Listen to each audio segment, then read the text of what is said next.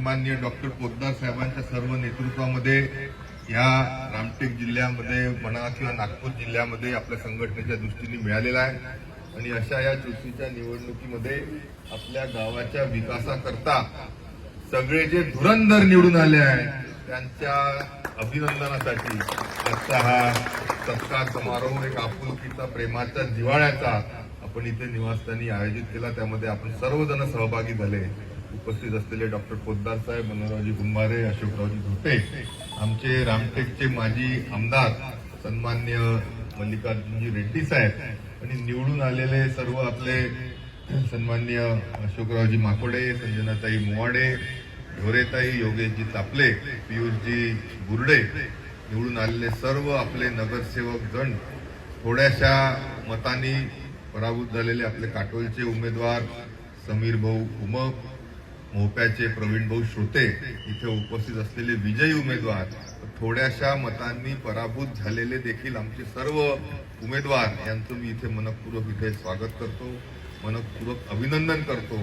नक्कीच आताच आपण सर्वजण मुख्यमंत्र्यांचं भाषण ऐकून आलो आणि म्हणून ज्या आशा, आकांक्षा, अपेक्षा जनतेने आपल्या खांद्यावर टाकलाय त्याचं भान विसरून न जाता येणारे 5 वर्ष आपल्या शहराच्या विकासाकरता दिवस रात्र एकत्र त्यानिमित्ताने आपण नक्कीच केलं पाहिजे।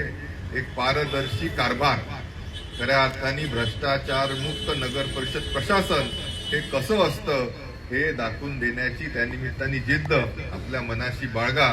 नक्कीच भूतो न भविष्यती असं विकासाला चालना देण्याचं काम आपल्या सर्वांच्या नेतृत्वामध्ये आपापल्या शहरामध्ये आपण नक्कीच कराल अशी रास्त अपेक्षा सर्व जनतेच्या वतीने त्यांचा आमदार म्हणून मी तुमच्याकडून अपेक्षा व्यक्त करतो। नक्कीच आपण त्यामध्ये समाजसेवेच्या माध्यमातून, जनसेवेच्या माध्यमातून या लोकशाहीमध्ये निवडणुकीच्या माध्यमातून निवडून आलाय, या निवडून आल्याची एक आयुष्यातली फार मोठी संधी समजून आपण कार्य कराल, तत्परतेने कराल एवढंच आपल्याला आजच्या दिवशी सांगू इच्छितो।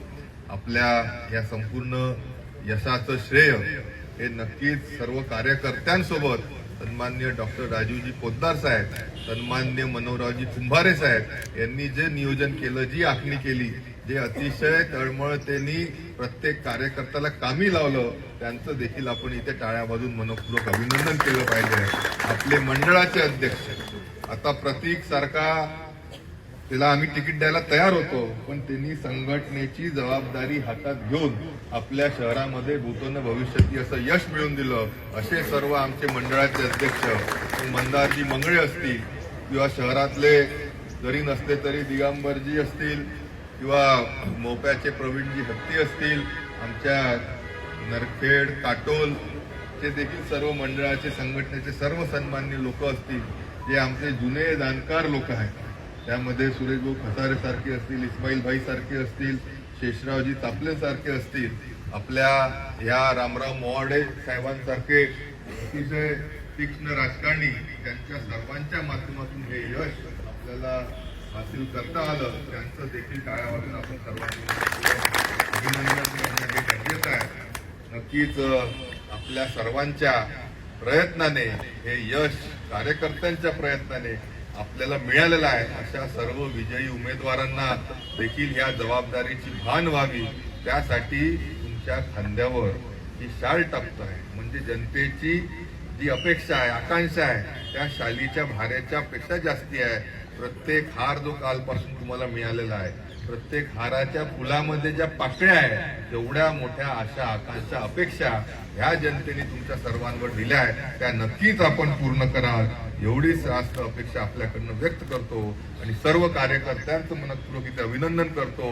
नक्कीच आपण सर्वांनी मिळून फडकून टाकला झेंडा विकासाचा, फडकून टाकला झेंडा भारतीय जनता पार्टीचा। सर्वांचं इथे खूप खूप स्वागत आहे। धन्यवाद।